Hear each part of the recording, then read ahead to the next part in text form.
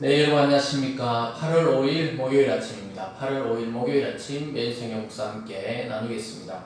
오늘 이사야 56장 9절부터 57장 13절까지 말씀을 함께 살펴보겠는데요. 제가 9절부터 12절까지 말씀을 먼저 읽어드립니다.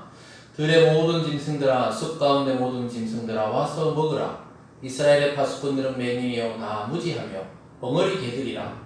짖지 못하며 다 꿈꾸는 자들이요 누워있는 자들이요 잠자기를 좋아하는 자들이니 이 개들은 탐욕이 심하여 족한 줄을 알지 못하는 자들이요 그들은 몰지각한 목자들이라. 다 제 길로 돌아가며 사람마다 이익만 추구하며 오라 내가 포도주를 가져오리라. 우리가 독주를 잔뜩 마시자.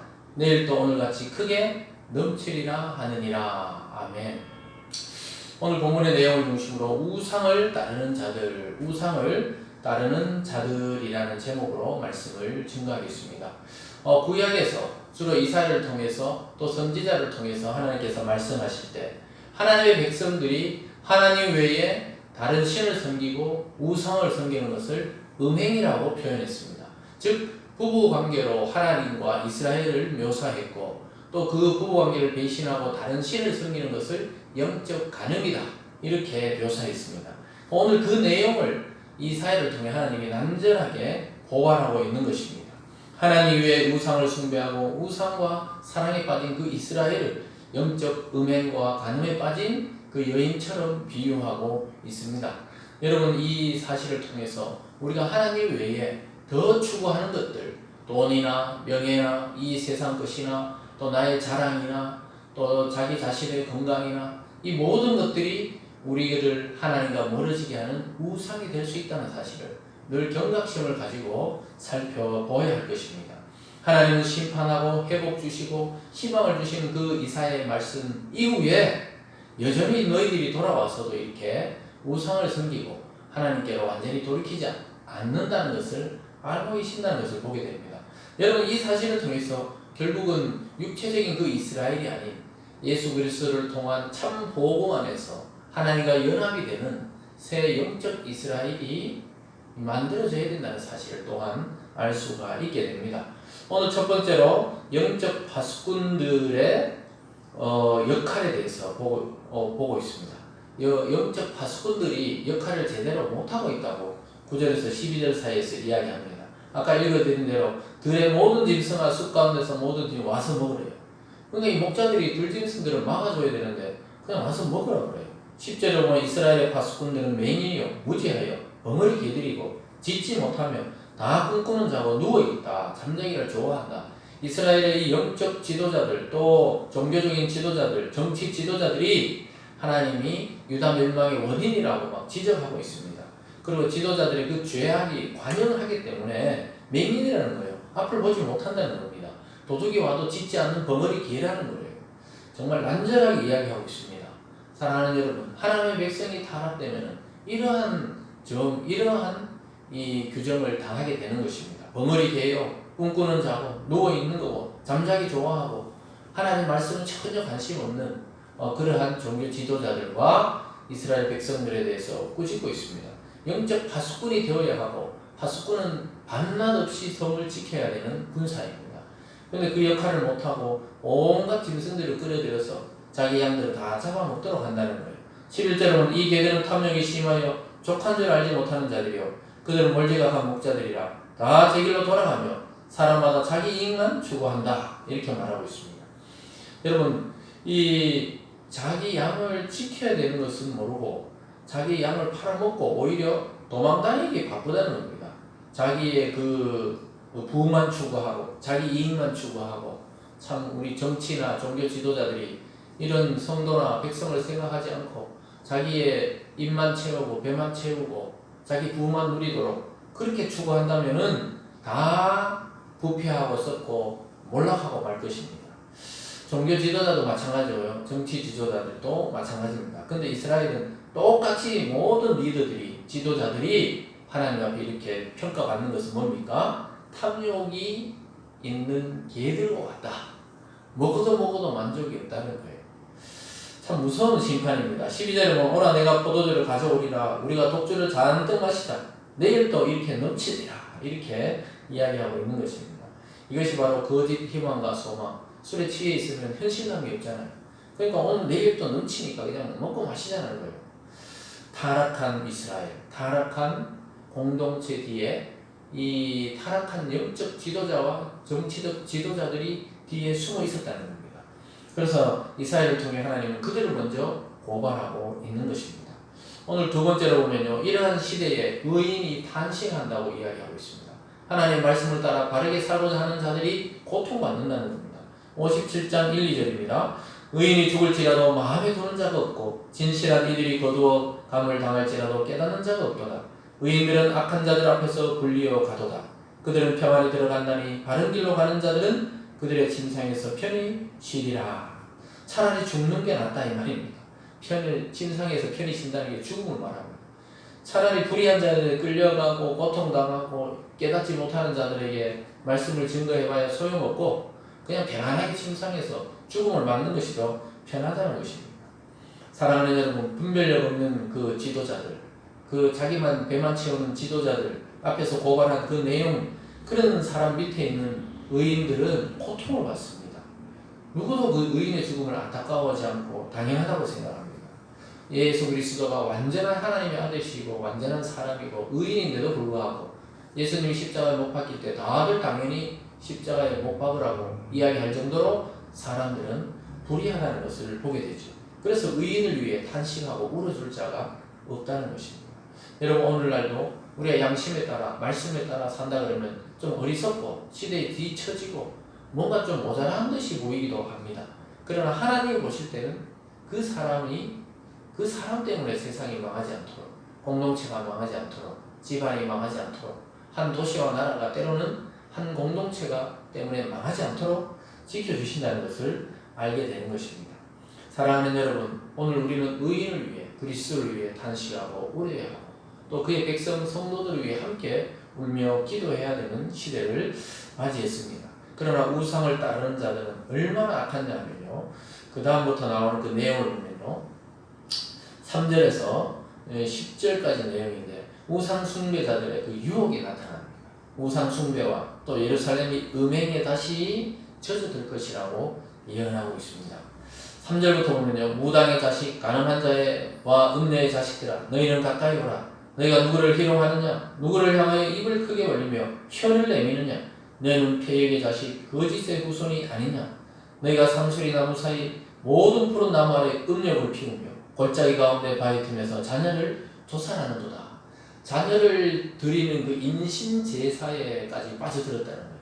자기 자녀를 막 불에 태우고 자기 자녀를 죽여서 신에게 바치는 그런 우상숭배, 아주 악한 우상숭배에 깊이 빠져있는 이스라엘 모습을 보게 됩니다. 여기서 무당의 자식, 또 너희, 이거 전부 다 이스라엘 백성을 가리키는 거죠. 그런 사람들은 막 희롱하고 또 입을 벌리고 패역하고 상수리 나무, 푸른 나무, 거기서 하나님께 예배 드려야 되는데 전부 음욕을 피운다는 게 영적 간음을 행하면서 전부 하나님이 아닌 다른 신에게 막 경배하는 그런 악행에 빠져있는 이스라엘 모습을 보여줍니다. 6절부터도 마찬가지입니다. 골짜기 가운데 매끄러운 돌들 중에 내 몫이 있으니 그것 곧 내가 제비 뽑아 얻은 것이라. 또한 내가 전제와 예물을 그것에게 드리니 내가 어찌 위로를 받겠느냐. 그 우상에게 드린다는 거예요. 그 매끄러운 돌이다. 여기 그렇게 나오죠. 그 매끄러운 돌은 그 우상을 숭배하는 것, 이 거래의 표시, 또 음행의 표시로 서로 주고받던 표시였습니다. 근데 그것을 뽑아가지고 막 예물로 드리고, 그게 그러니까 어떻게 이스라엘이 위로받겠냐면 거짓 위로를 받는 것입니다. 목이 마를 때 바닷물을 들이키면 시원한 것 같은데 곧 목이 타들어가는 것이죠. 왜냐하면 짠물을 마시니까, 소금물을 마시니까 그렇습니다. 여러분, 우상숭배, 영적 간음은 바로 그와 같습니다. 다른 신을 섬기고, 다른 신도 없죠. 사실은 하나님 외에 신이 없지만은 신이라 생각하는 나무나 풀이나 돌이나 또는 사상이나 철학이나 이런 걸 계속해서 섭취하다 보면 시원한 것 같은데 자기 영혼은 점점 죽어가고 메말라가고 썩어가고 있다는 사실을 오늘 본문을 통해 보게 됩니다.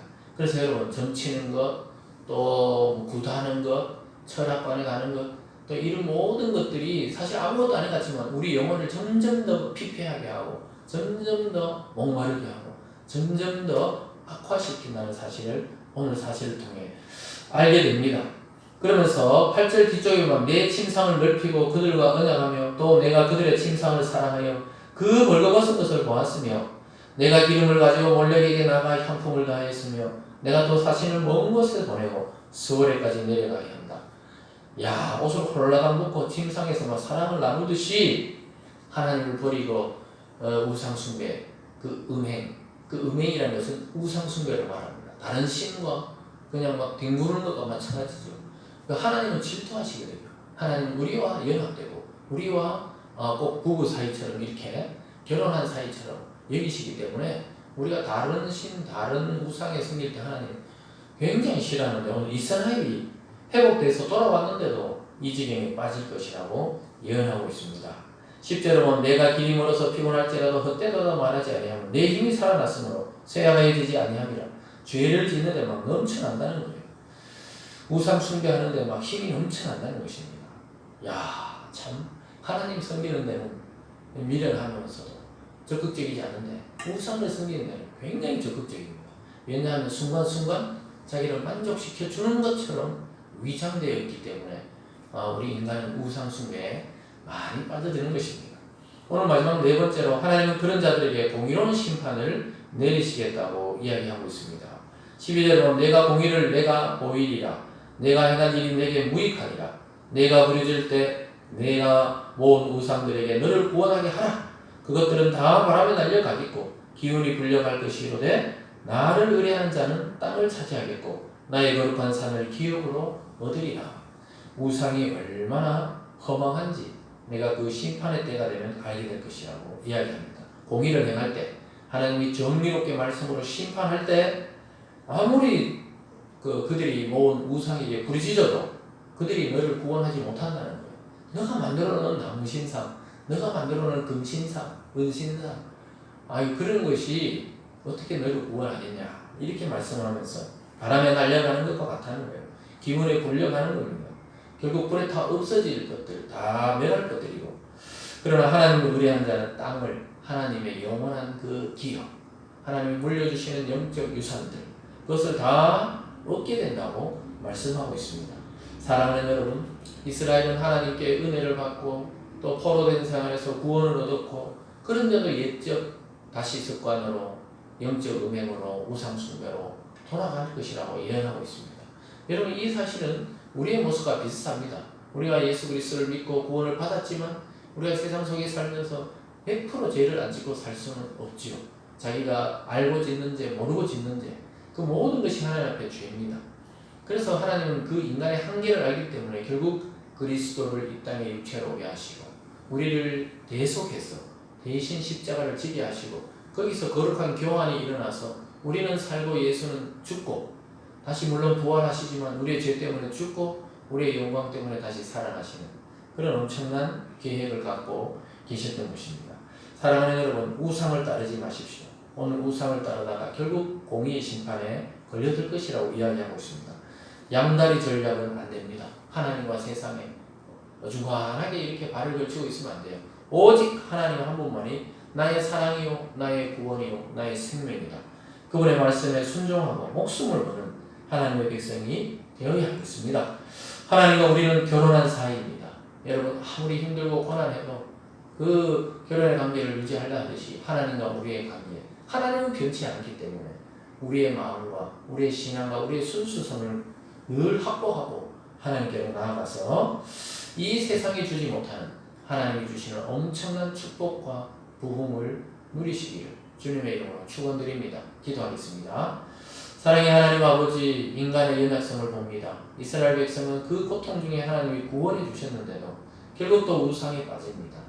그렇습니다. 하나님, 우리 인간은 늘 하나님을 배반합니다. 결국 주님께서 이 땅에 육체로 오시고 십자가를 지시고 대속해 주셔서 그 믿음 안에 연합된 자는 영원히 하나님의 사람이 되고 영원히 변치 않는 하나님의 백성이 된다고 약속하셨습니다. 하나님, 우리 자신으로는 이 세상을 이길 수 없습니다. 오직 그리스도와 연합되고 그분의 품 안에서 이 세상을 이기고 하나님의 뜻을 드러내며 하나님이 주신 영원한 영광과 축복과 부흥을 받아 누리는 우리 모두가 될 수 있도록 복내려 주시옵소서. 감사드리며 예수님 이름으로 기도드리옵나이다. 아멘.